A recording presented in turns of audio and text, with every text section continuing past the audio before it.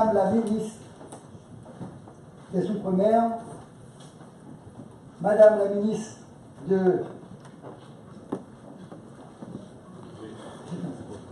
Madame, Monsieur le secrétaire d'État aux Affaires européennes de l'Espagne et du Portugal, Monsieur le vice-président de la Banque européenne, Monsieur Ambroise Fayot, Messieurs les députés européens, Messieurs les députés et sénateurs, Messieurs les présidents des régions ultrapériphériques, mes chers collègues,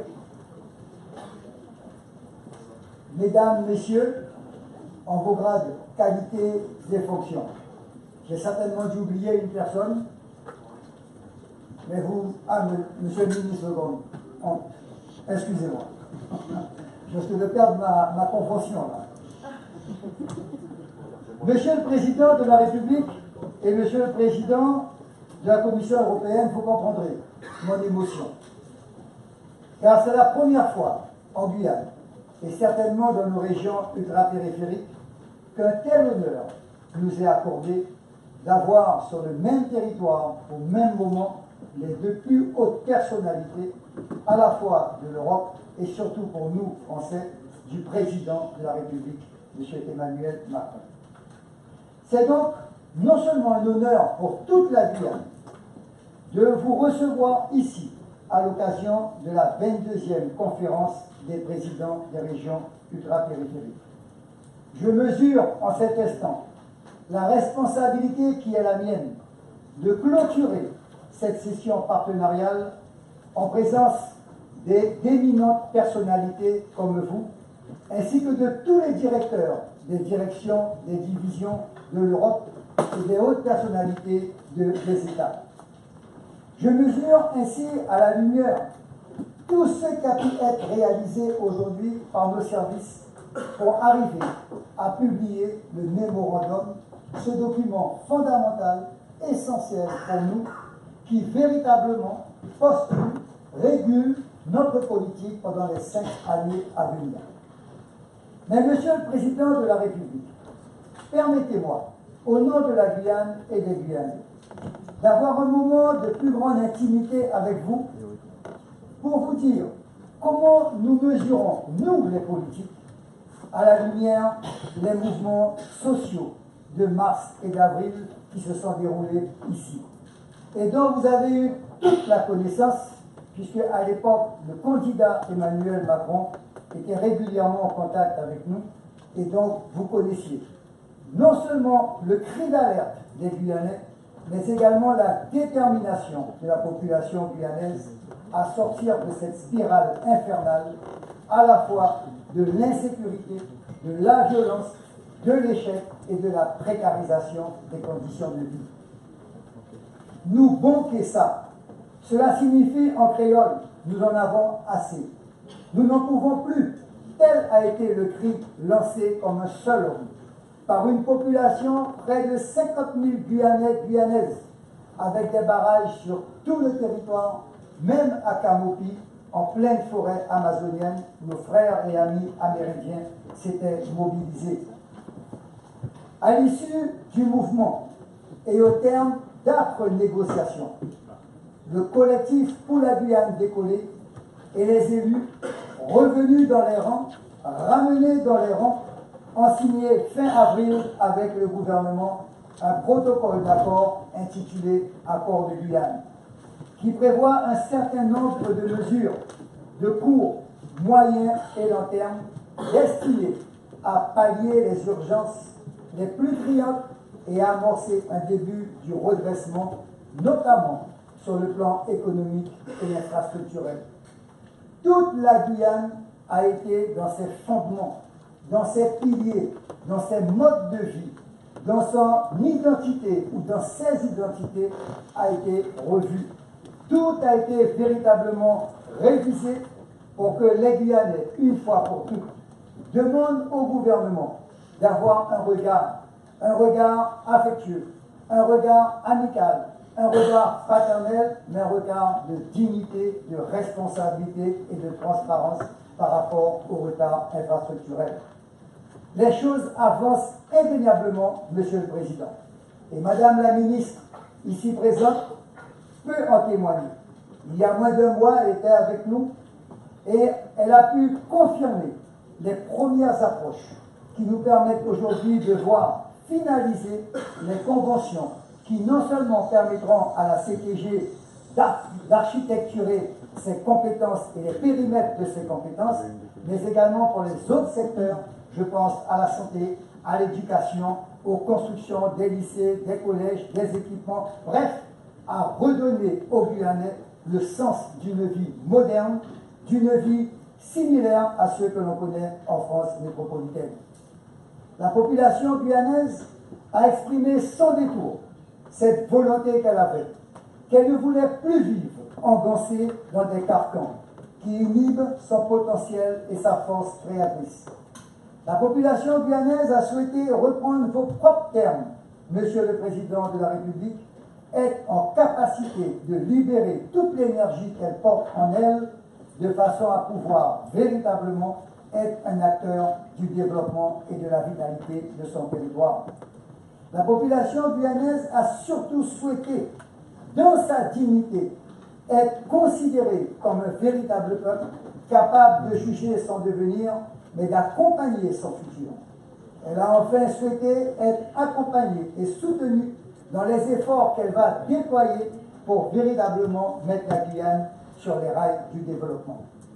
À ce titre, je tenais tout particulièrement à m'adresser à Monsieur le Président de la Commission européenne, Monsieur Jean-Claude Juncker, en mon nom, au nom de tous mes collègues de la CTG, mais également des Guyanais et des Guyanaises, à vous renouveler ici nos remerciements les plus chaleureux à votre endroit pour les propos que vous avez tenus lors des mouvements sociaux.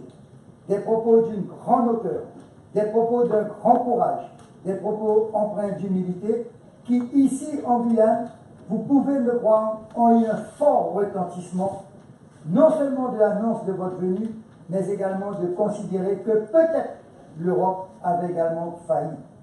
Cela signifie que nos territoires, qui sont des potentialités de l'Europe, dans ses ressources halieutiques, dans sa surface économique exclusive, dans sa forêt, dans sa biodiversité, dans la jeunesse de sa population. Ce matin, Madame Crétou, la commissaire, disait « Votre trésor, c'est votre jeunesse ». Nous l'avons entendu, Madame la commissaire. Par votre positionnement, Monsieur le Président Jean-Claude Juncker, clair et sans équivoque, pour la première fois, l'Europe a donné un signal à la Guyane. C'est le signal d'une Europe qui non seulement a compris nos cris, nos attentes, nos angoisses, mais également une Europe qui veut être accompagnatrice du développement de la Guyane, comme l'État le sera également.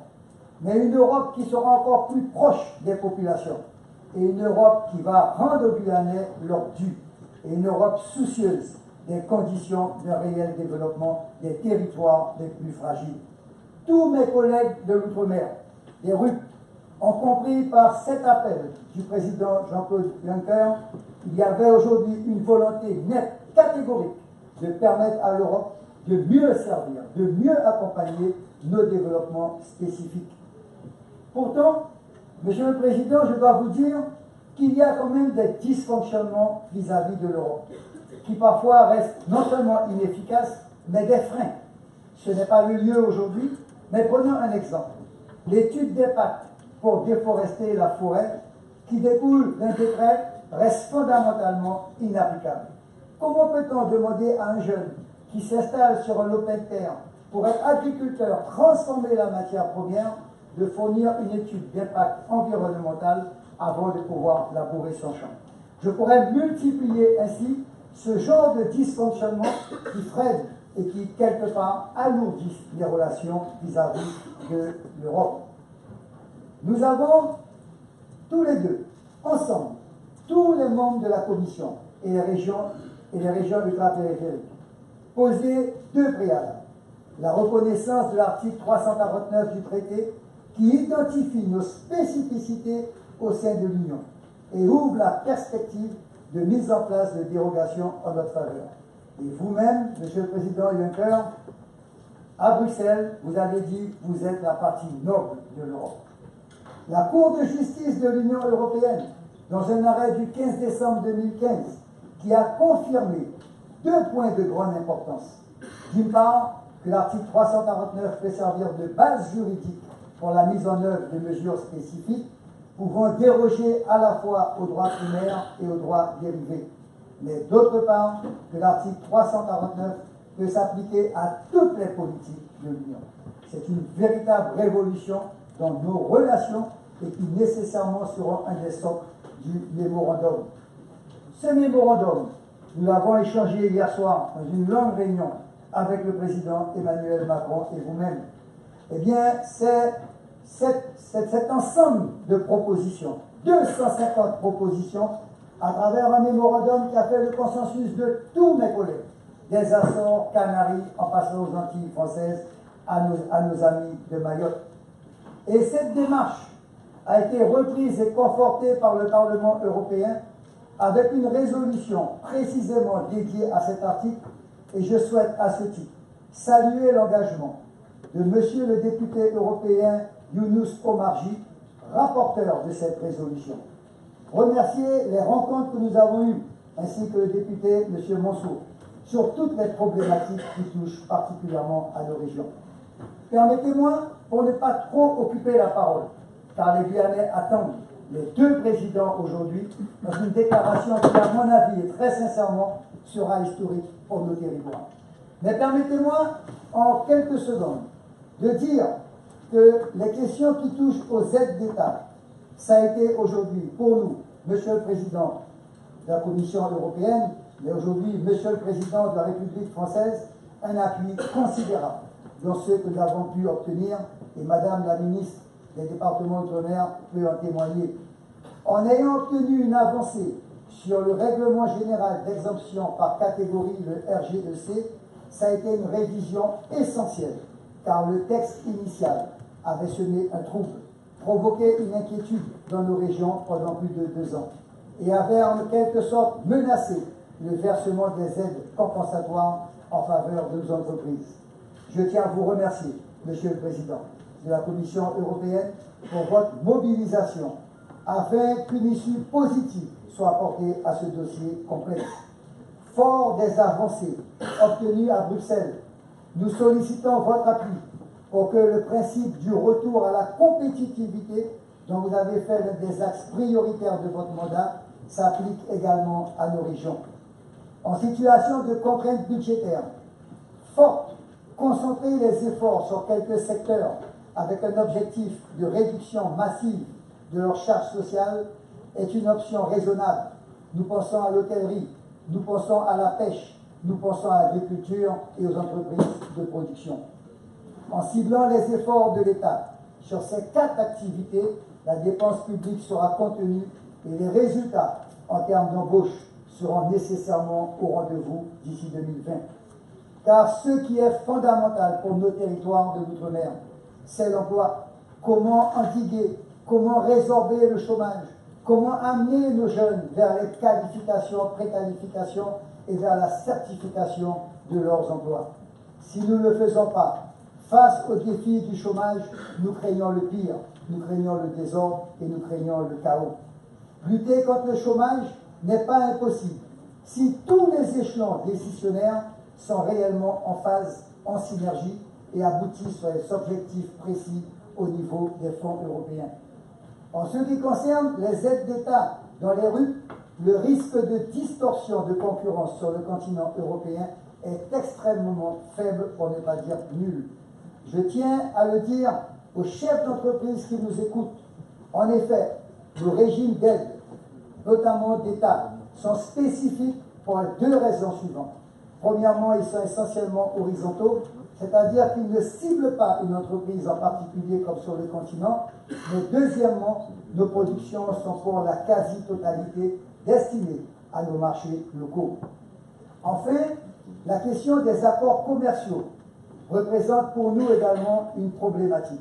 Toutes les régions ici réunies vous diront la même chose.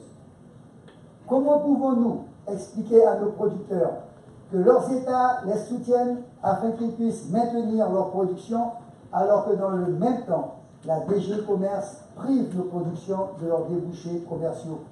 Je pense plus précisément aux producteurs de lait des Açores, aux producteurs de canne à sucre aux Antilles. Je pense également à La Réunion. Et bien évidemment, nous pensons aux quotas laitiers et sucriers en Europe. Et de même à nos producteurs de bananes. Le marché du sucre spéciaux doit également être exclu de la future négociation commerciale. Tout à l'heure, à l'occasion du déjeuner offert par le président de la République, nous l'avons abordé et je crois que le Parlement l'a voté et nous a accordé raison. Le dernier point, il concerne la pêche.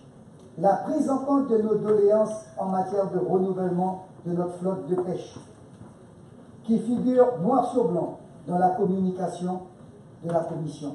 C'est une avancée considérable et nous vous remercions tous. Grâce à vous, Monsieur le Président, ainsi bien sûr qu'à nos eurodéputés, notamment M. Younous Omarji, la Commission accepte désormais de considérer les aides d'État qui lui sont notifiées pour le renouvellement de nos flottes et affirme être prête aujourd'hui à réviser les lignes directrices en la matière. Le renouvellement de la flotte de pêche, c'est permettre à de nombreuses familles de subsister.